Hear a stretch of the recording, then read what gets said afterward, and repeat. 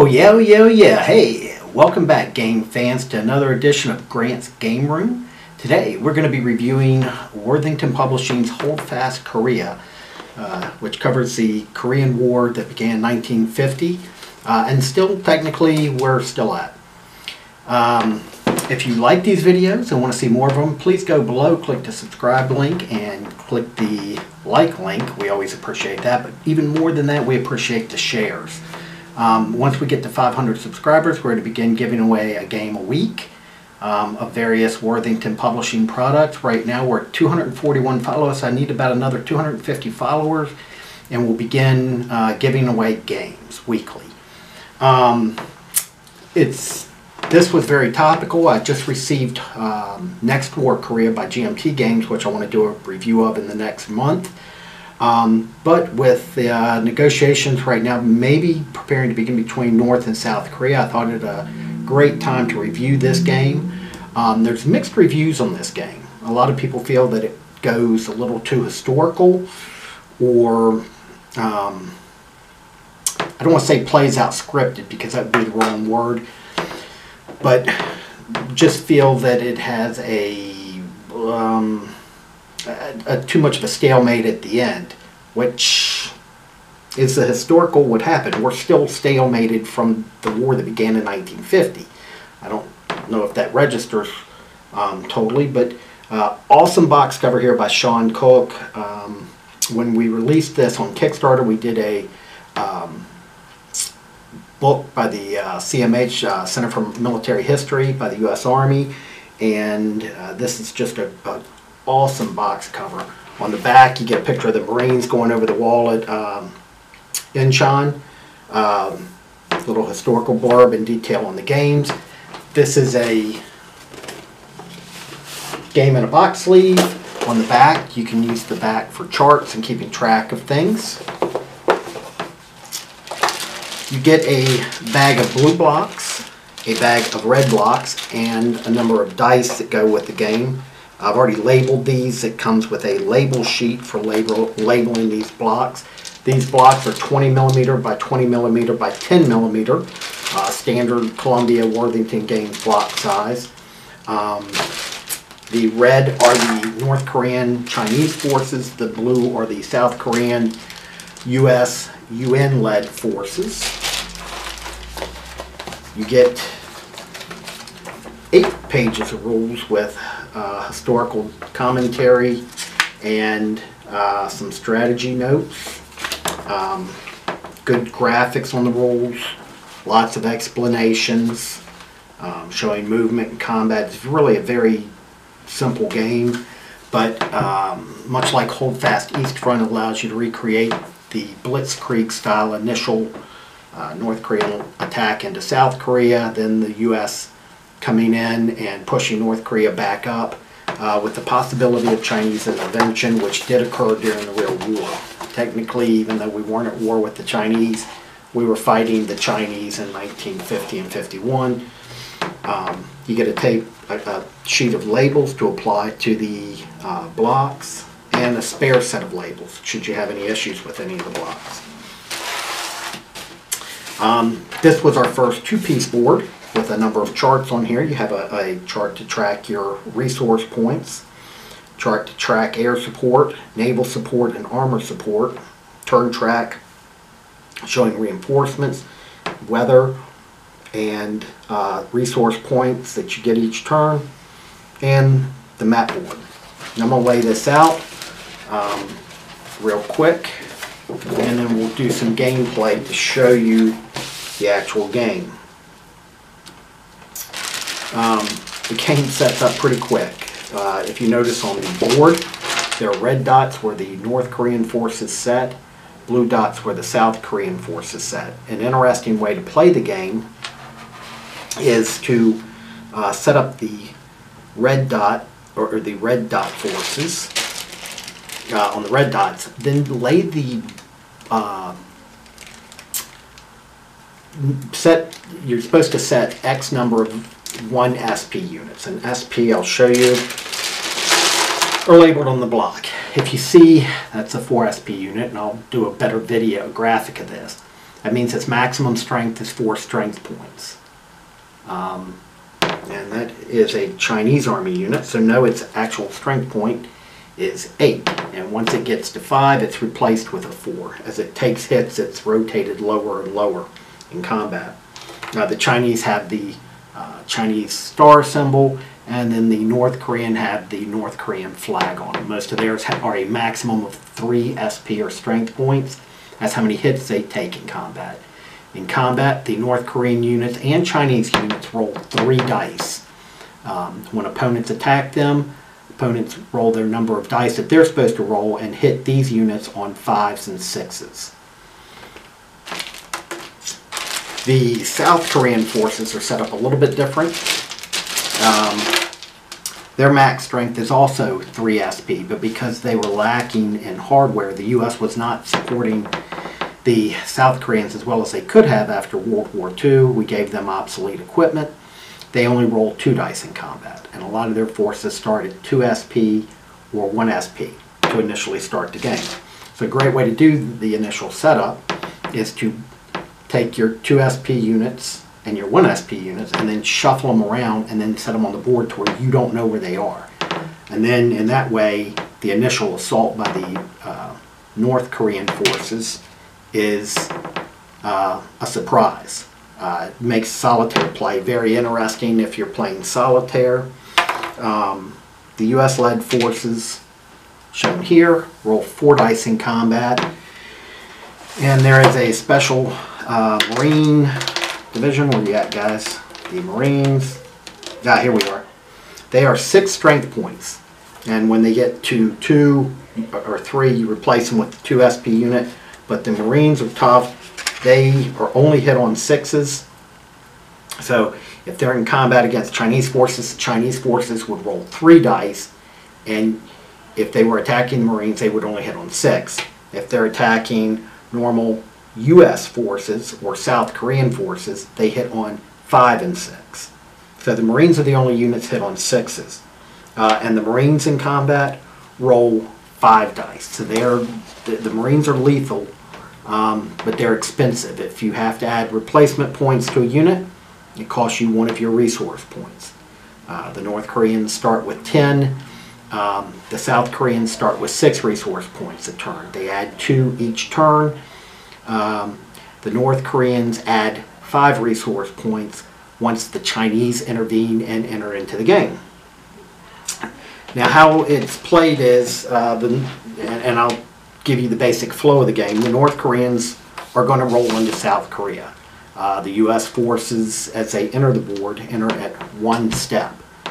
And then you can add steps by spending RP, replacement points, or resource points. The Americans, as they force their way south, or the Americans make their appearance known as the North Koreans force their way south towards Busan. The goal is for the North Koreans, Chinese forces to win the game, they have to capture the 3 red-starred cities. For the South Korean US-led forces, they have to capture 3 of the blue-starred cities. The game, when it ends on the last turn, which is May 15th, 1951, whoever has the most blocks north or south of the 38th parallel wins the game. And it really, I readily admit the game does end as a slug match here at the border. The Chinese forces, how they appear into the game is the first time U.S. combat units move north of the 38th parallel, marked as a blue dashed line here on the board, you begin rolling a dice. And it's here on the board. Where is it? The first turn, UN forces cross north of 38th parallel on a roll of a 6.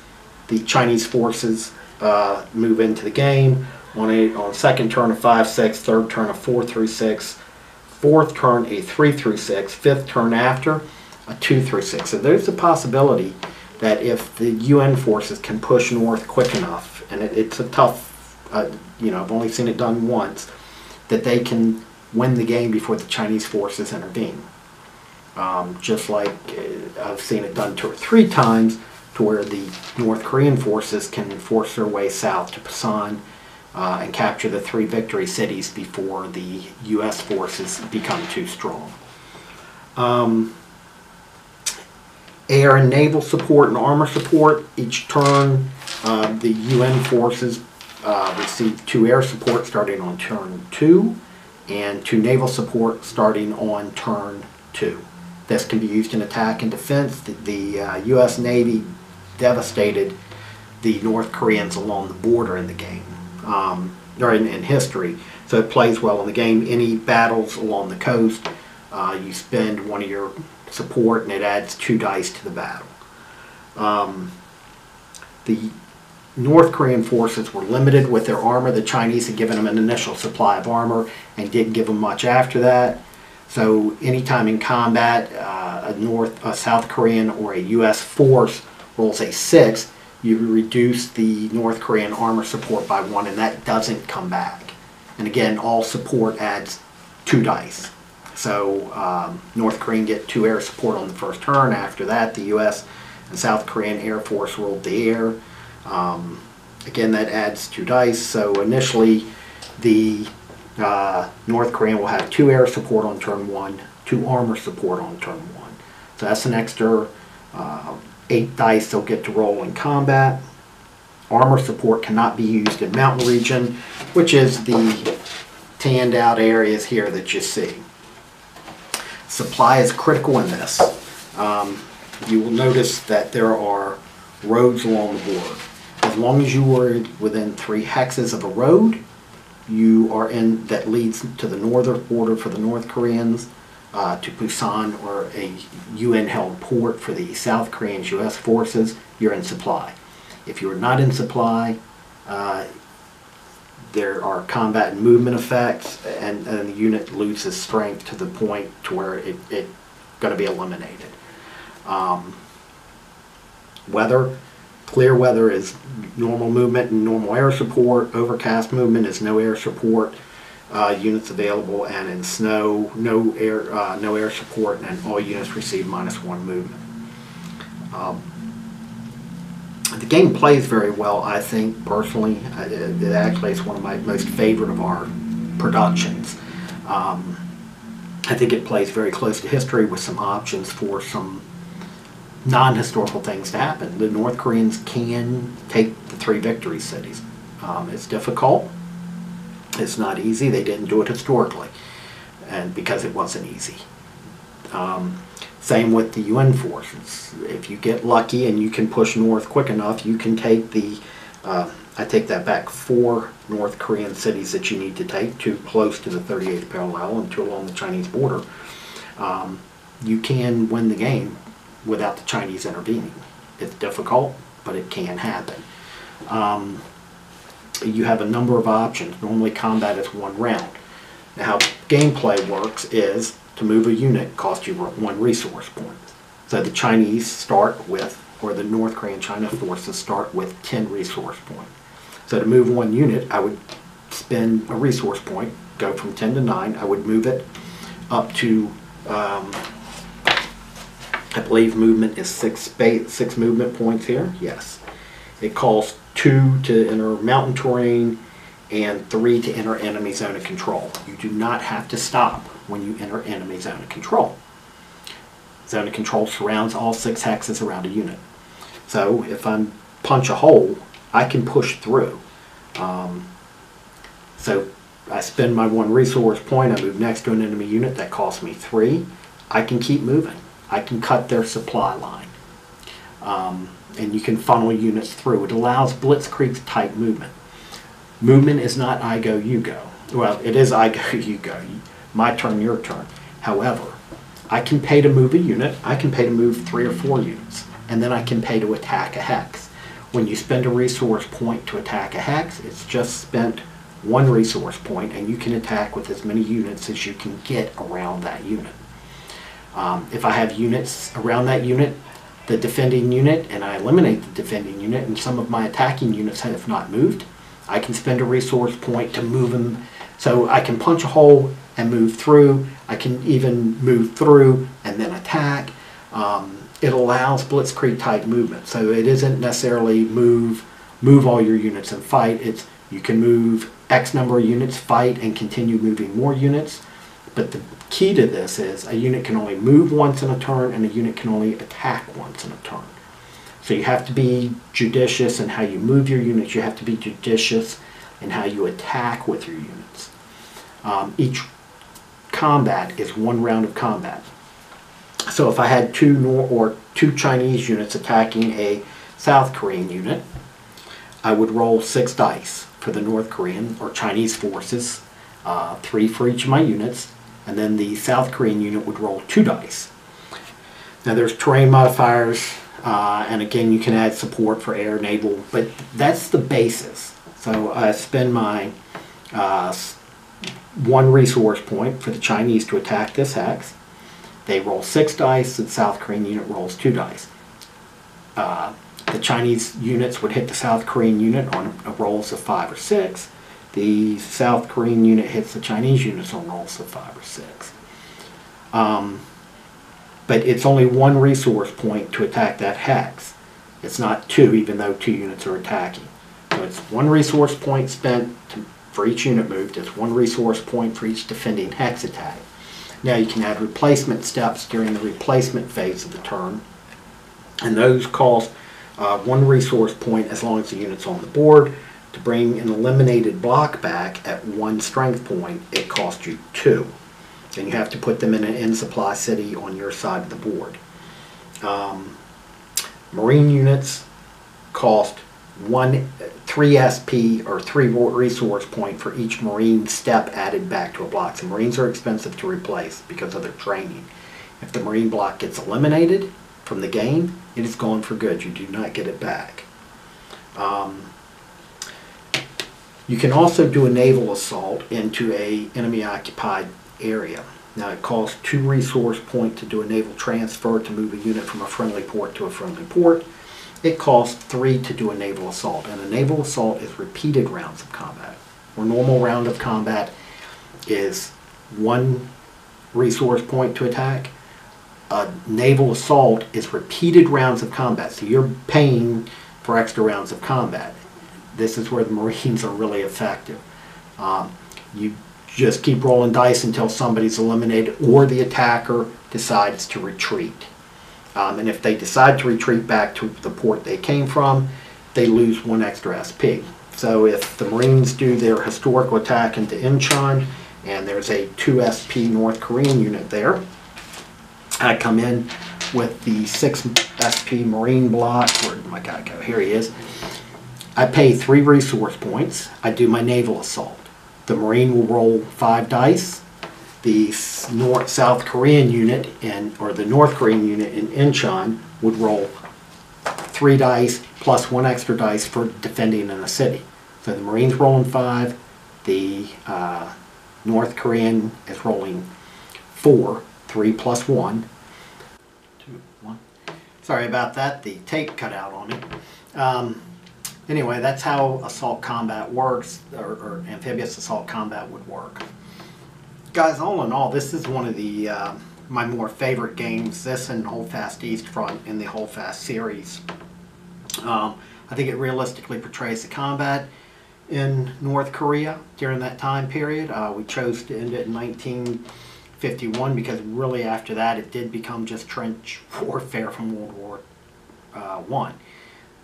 It started out as, in 1950 with the North Koreans advancing like the German army did during their blitzkrieg years, and ended with, the West Front trench warfare style combat. Highly recommend the game. If you have an interest, it's available on our website, www.worthingtonpublishing.com. I plan on doing some other videos in the next couple of weeks. We're going to be doing Next War Korea. I plan on doing Academy Games War of 1812, as well as 1775, some of our other Civil War titles. We're getting in Enemies of Rome. I'll be doing a video review of that. And look forward to seeing you again. Guys, this week, if you get the chance, go out, play a game, teach a game, but most of all, again, happy gaming.